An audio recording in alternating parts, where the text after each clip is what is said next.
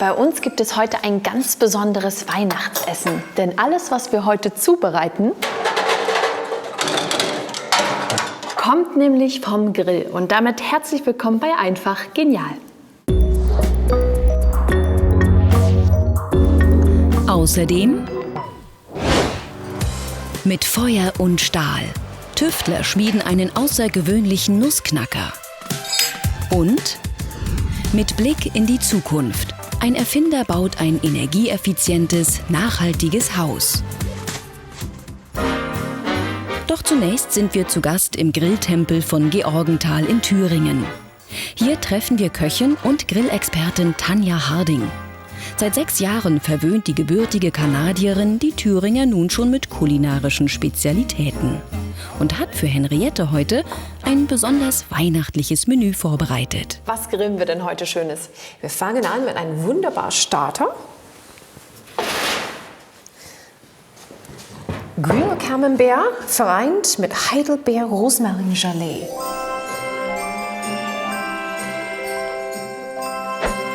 Als Hauptgericht gibt's Putenroulade und Champignons mit kanadischer Brotfüllung, Süßkartoffeln und Zwiebelkonfit. Und zum Nachtisch karamellisierte Birne mit Honig, Schnaps und Mascarpone. Warum vom Grill und nicht aus dem Backofen? Es gibt so ein wunderbares Lebensgefühl, wenn man grillt. Man hat Zeit mit den Gästen, man trinkt einen Wein oder ein Bier, diesmal ein Glühwein. Man hat Zeit zu unterhalten, man kann gut im Voraus vorbereiten und wie gesagt, man hat so einen Entschleunigungsprozess.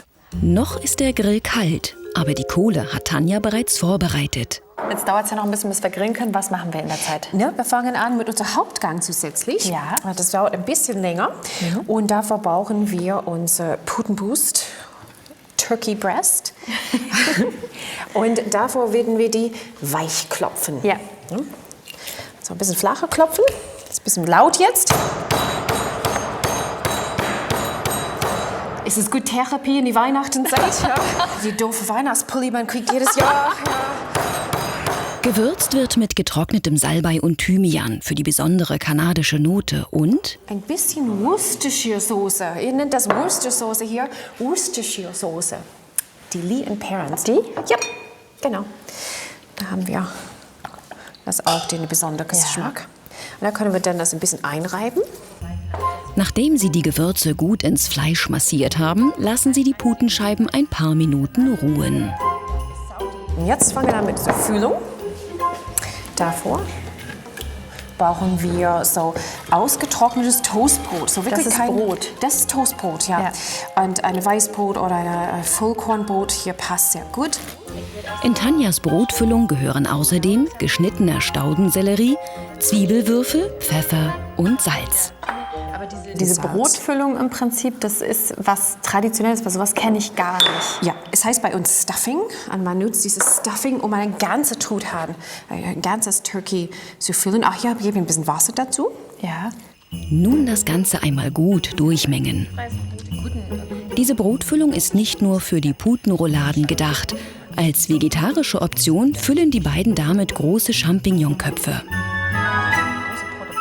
Legen wir auf diese schöne Edelstahl-Grillschale. Wenn man jetzt sowas nicht hat, Kann man auf eine Aluschale, aber ich muss sagen, ich finde die gefährlich ja. und nicht sehr nachhaltig.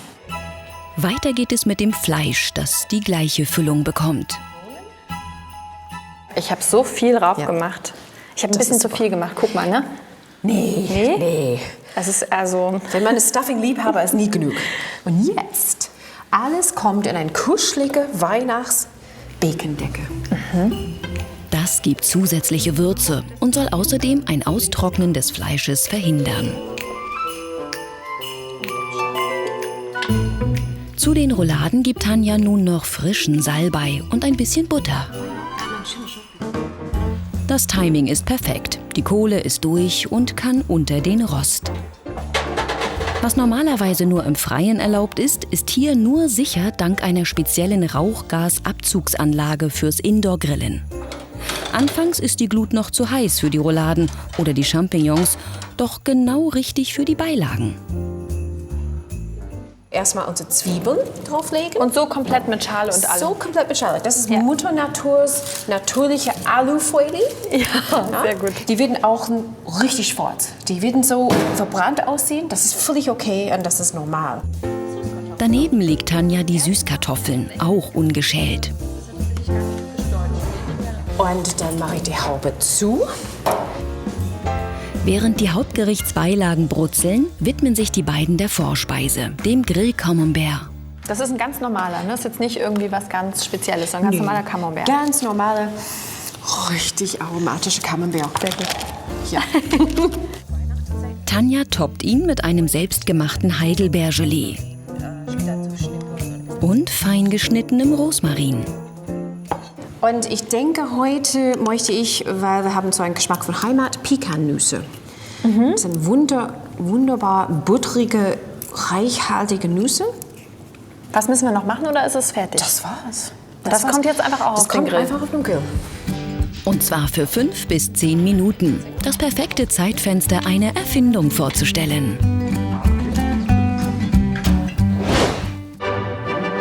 Um Nüsse zu knacken, gibt es viele Möglichkeiten. Den klassischen Nussknacker in Figurenform oder unterschiedliche zangenartige Werkzeuge. Und jetzt gibt es diesen hier.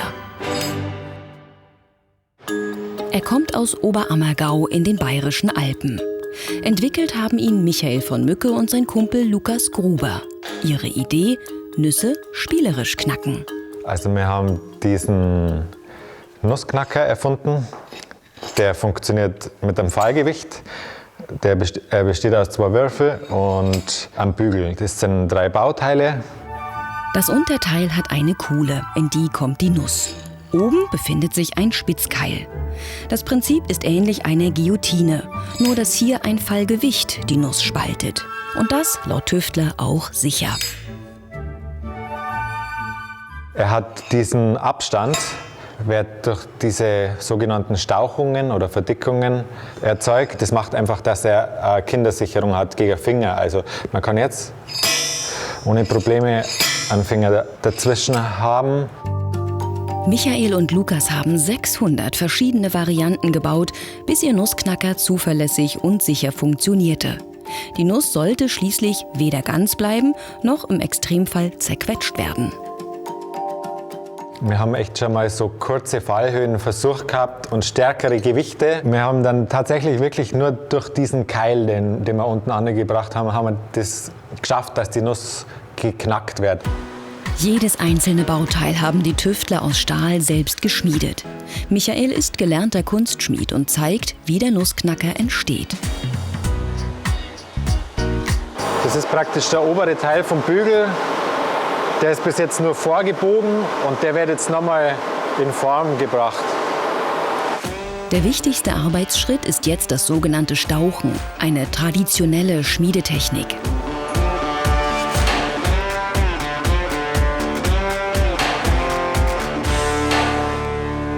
Dabei werden im unteren Teil des Bügels die Verdickungen eingearbeitet, die bewirken, dass sich niemand die Finger einklemmt.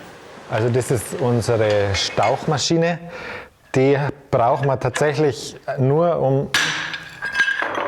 um diese Verdickungen, um die Stauchungen zu machen. Diese Werkzeuge muss man natürlich selber erfinden, die gibt es natürlich nicht. Das ist auch typisch an dem Beruf, dass man immer für das, was man macht, ein Werkzeug selber baut. Das ist auch das Reizvolle, muss ich sagen. Das macht mir eigentlich am meisten Spaß. Ähnliche Geräte hat man früher zum Bau von Kutschenrädern genutzt. Sie waren sehr groß. Die Tüftler haben für ihre Zwecke eine kleinere Variante gebaut. Die Stauchung schützt nicht nur die Finger beim Knacken, sondern hält auch den unteren Block in Position.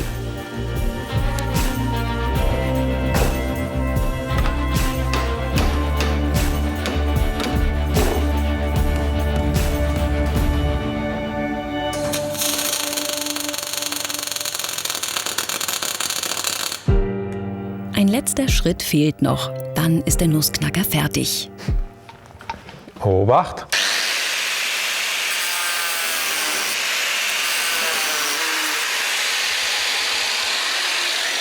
Der Nussknacker wiegt etwas über 1 Kilogramm. Wir wollen wissen, wie gut er wirklich knackt. Dafür besuchen wir einen Feinkostladen in der Nachbargemeinde. Michaela Frank bietet vor allem zur Weihnachtszeit unterschiedliche Nusssorten an und wird die Erfindung ausprobieren. Privat verwendet sie bisher selbst den alten Nussknacker ihrer Großmutter. Das ist praktisch unsere Erfindung. Okay. Ich sag mal gar nichts dazu. Vielleicht kommst du selber drauf, wie er funktioniert. Also ich darf testen sozusagen. Ah, okay. Aha. Ich schätze mal, so nein, oder? Jetzt probier es einmal aus. Genau, und dann sollst du es spalten Und in schon. 2 Hälften. Genau. Perfekt. Die Walnuss ist kein Problem. Bei der Paranuss, bekannt für eine besonders harte Schale, braucht es mehrere Anläufe. Bei der Haselnuss geht es wieder deutlich einfacher. Die Mandel dagegen zeigt sich hartnäckiger. Also ich finde, das ist echt nicht schlecht. Also vor allem jetzt für die Walnüsse, das hat ja super geklappt. Also ich denke mal, das ist echt gut. Das hat echt einen super Gaudi-Faktor. Also wenn man zusammen am Tisch hockt, macht es bestimmt mordsmäßig Spaß. Ja, freut mich. Danke. Ja, gern. Die Einzelteile lassen die Tüftler seit kurzem in einer Industrieschmiede in Erfurt fertigen. Den Zusammenbau übernehmen sie weiter selbst. Nächstes Jahr soll der neue Nussknacker marktreif sein. Zurück an den Grill. Tanja und Henriette genießen einen Glühwein, während die Vorspeise auf dem Rost brutzelt. Und was sagt dein Gefühl? Wollen wir mal gucken? Ich glaube soweit. Gucken mal. Oh ja, perfekt. Perfekt sind die. Kann ich jetzt zum Tisch.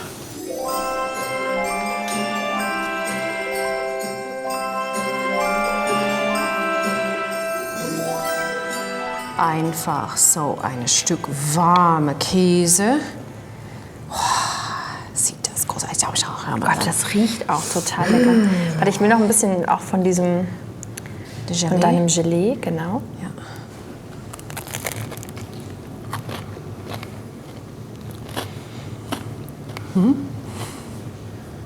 Deine Marmelade oder dein Gelee ist aber auch sehr lecker. Da sind auch viele Kräuter auch wieder drin. Ja, Ne? viel Rosmarin ist drin, guten Bio-Zimt ist drin, der Cassia-Zimt schmeckt ein bisschen anders, weil das ist ein Häppchen und so für mich, das braucht ein intensives Geschmack. Ja.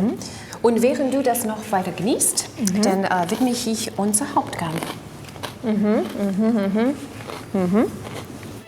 Soll heißen, das Fleisch kommt auf den Grill. Unter den Rost hat Tanja eine Edelstahlschüssel mit Wasser gestellt. Der Dampf, der daraus hochsteigt, soll verhindern, dass das Fleisch austrocknet. Zwischendurch das Wenden der Zwiebeln und Süßkartoffeln nicht vergessen. Wie viel später macht man die Champignons rein im Vergleich zu den Rouladen? Ich würde sagen 15 Minuten später. Okay, Ja, Viertelstunde später. Die brauchen auch jetzt Zeit, die sollen auch saftig sein. Und wir werden die Sachen so hin und her ein bisschen schieben. Worauf muss man denn achten bei den Rouladen, bei den Champignons und den Süßkartoffeln? Bei den Zwiebeln wissen wir schon, die sollen schön schwarz sein. Die müssen schwarz. Hier möchten wir nicht so schwarz. Die müssen irgendwann weich sein. Wenn die weich sind, Ja. werde ich die hier da drüben Dann aus der größten Hitze rausnehmen. aus der großen Hitze raus. Ja, die ist noch nicht weich. Noch nicht weich. Okay. So, deswegen kann ich nicht so genau sagen, wenn alles fertig ist. Das ist auch so die Wissenschaft des Grillen. Man muss auf die Zutaten achten und nicht das Uhrzeit. Und das Fleisch braucht noch, ne? Fleisch braucht noch ein bisschen. Ja, okay. Und jetzt werden die kurz mal abkühlen, weil die dampfen natürlich und wir werden die Finger anbrennen. Aus dem mittlerweile weichen Innenleben der Zwiebel bereiten die beiden jetzt das sogenannte Confit, eine Art herzhafte Konfitüre. Darf ich mal? Ich muss jetzt mal probieren. Sauheiß. Vorsicht. Schmeckt anders als in der Pfanne gebraten. Ja. Tatsächlich ein bisschen süß. Ja. Ja. Ja, einfach in sein eigenes Saft geschmort. An die geschnittenen Zwiebeln kommt ein Schuss Apfelessig und Rapsöl. Ich denke, ein bisschen Salz und Pfeffer. Aber du machst das alles so nach Gefühl. Gibt jetzt keine richtigen... Nach Gefühl. So, ich habe ein bisschen Honig gebaut. Und das ist ein toller Kartoffel, das mache ich. Kastanienhonig aus Norddeutschland. Noch etwas Petersilie, fertig ist das Konfit. So, jetzt ist das Fleisch ziemlich durch. Zeig mal. Ja. Ja. Ja. Und falls es doch trocken ist, gibt es noch mehr Wein. So, ich nehme das hier mal ab. Und wir werden erstmal anfangen, unsere Teller anrichten mit den Süßkartoffeln. Die sind auch wunderbar weich. Da sie in der Schale gegart sind. Obendrauf gibt's einen Löffel Creme fraiche.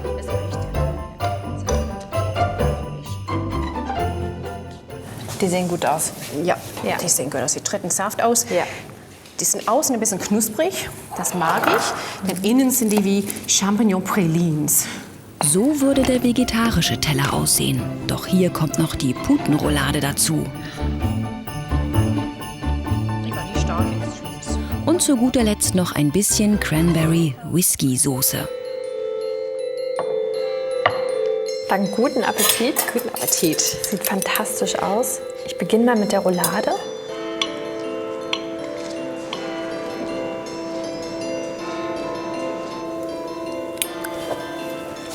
Total lecker. Dieses Süße, diese Cranberries dazu.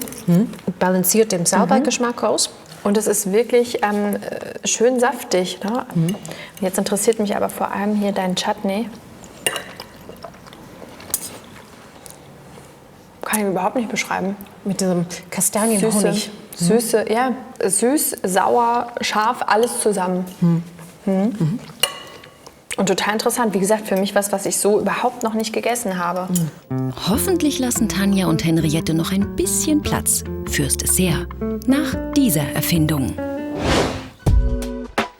In einer Siedlung im brandenburgischen Beeskow entsteht dieses Haus. Ein Haus, das besonders energieeffizient und nachhaltig sein soll. Dafür hat der Tüftler Ron Radam mehrere, auch bereits bestehende Ideen zum ökologischen Bauen zusammengebracht und in einem Haus vereint.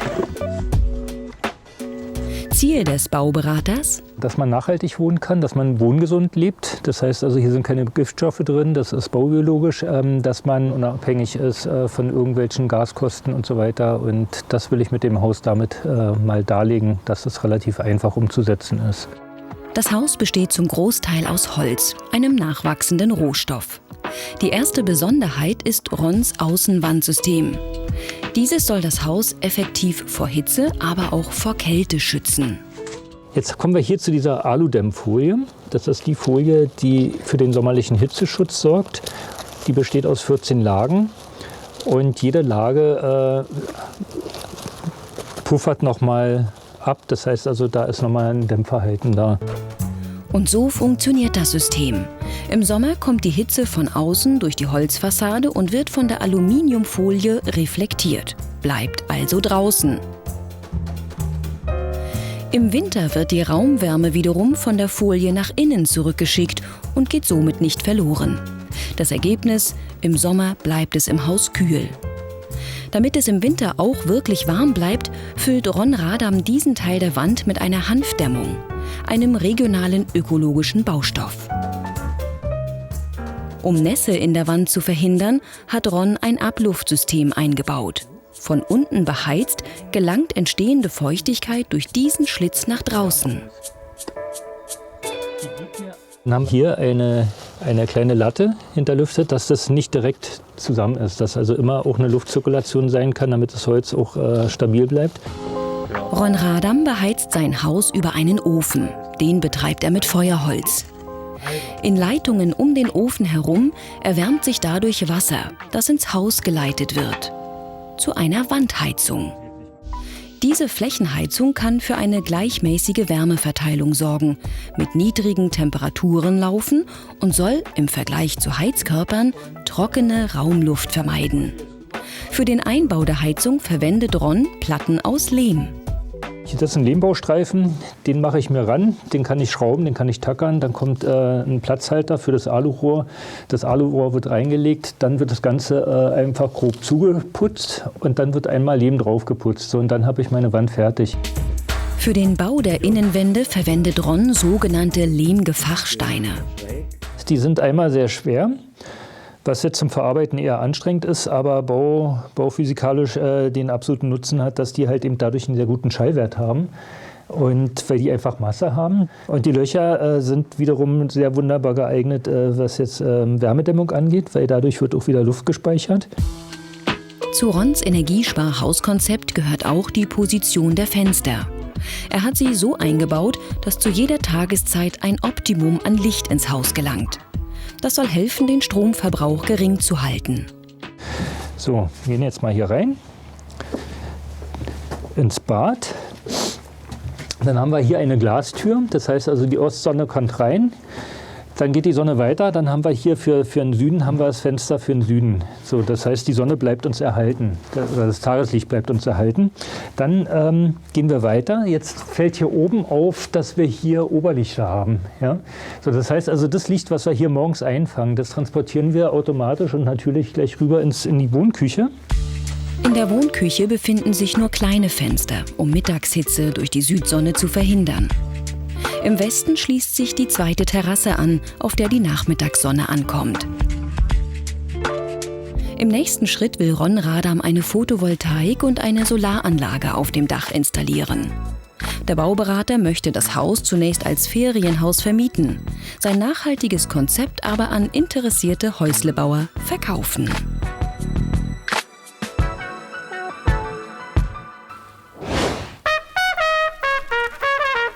Zurück zum weihnachtlichen Grillen. Und jetzt widmen wir mein Lieblingsgang, Dessert. Los geht's. Ja, so dazu brauchen wir Nüsse. Ist eigentlich egal, Walnüsse, Mandeln, Pekannüsse, was man so hat. Doch die Hauptdarstellerin des Desserts ist die Birne. Genauer die Abate-Birne. Ihr Fruchtfleisch ist fest und eignet sich deshalb besonders gut zum Grillen. Diese ganzen verrückten Rezepte, die du hast, weil es ist ja schon auch so ein bisschen experimentell.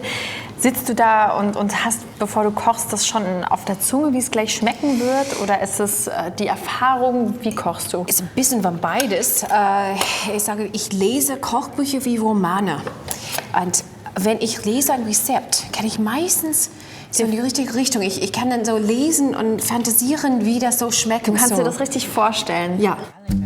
Nach Gefühl gibt Tanja Anis obendrauf, reichlich Honig und geriebenen Ingwer.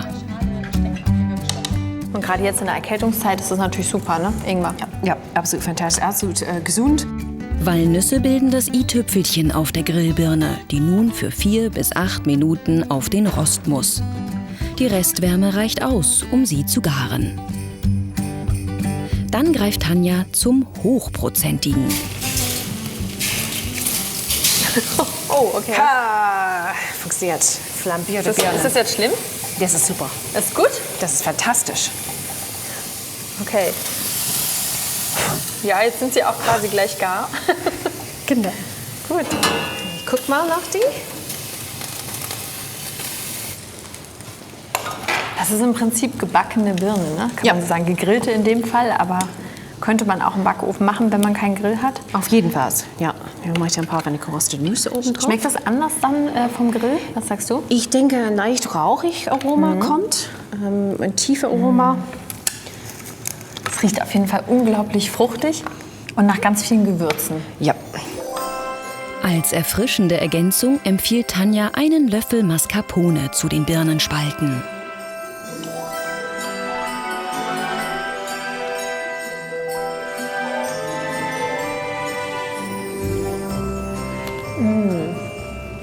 Lecker.